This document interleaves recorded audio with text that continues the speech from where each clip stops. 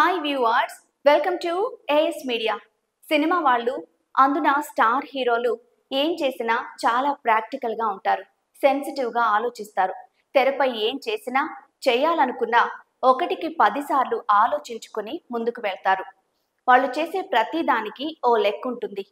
ఇలా చేస్తే జనంలోకి ఎలాంటి సంకేతాలు అందుతాయి అనే లెక్కలు వాళ్ళకి చాలా ఎక్కువ. అల్లు అర్జున్ ఇప్పుడు ఒక గ్లాసు పట్టుకోవడంలో కూడా ఓ లెక్క ఉందంటున్నారు మెగా ఫ్యాన్స్. పుష్ప 2 నుంచి టైటిల్ సాంగ్ విడుదలైంది కదా, పాట ఎలా ఉంది, అందులో బన్నీ ఎలా డాన్స్ చేశాడు, విజువల్స్ బాగున్నాయా అనే దానికంటే బన్నీ చేతిలో ఉన్న గాజు గ్లాసు హైలైట్ అయింది. పాటలో ఓ చోట బన్నీ గాజు గ్లాసు పట్టుకుని ఓ సిగ్నేచర్ స్టెప్ వేశారు. ఆ స్టెప్ బాగా కుదిరింది కూడా. పవన్ జనసేన సింబల్ గాజు గ్లాసు. ఆ సింబల్ జనంలోకి చేరువ కావాలన్న ఉద్దేశంతో పవన్ తన ప్రతి సినిమాలోనూ గాజు గ్లాసు వాడుతూ వచ్చారు. ఈ మధ్య విడుదలైన ఉస్తాద్ భగత్ సింగ్ టీజర్ లో గాజు గురించి ఓ డైలాగే ఉంది. ఇప్పుడు బన్నీ కూడా గాజు గ్లాసుతో దర్శనమిచ్చాడు.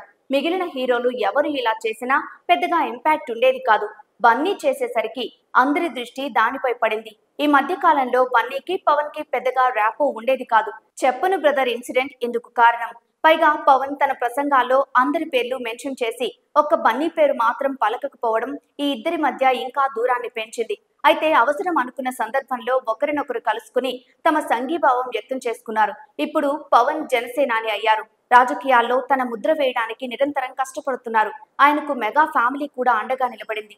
ఇప్పుడు అల్లు అర్జున్ వంతు. తాను డైరెక్ట్ గా చెప్పకపోయినా ఇలాంటి సమయంలో పవన్ కి మోరల్ సపోర్ట్ చాలా అవసరం కాబట్టి తన వంతు ఏదో సపోర్ట్ చేయాలనుకున్నారు బన్నీ.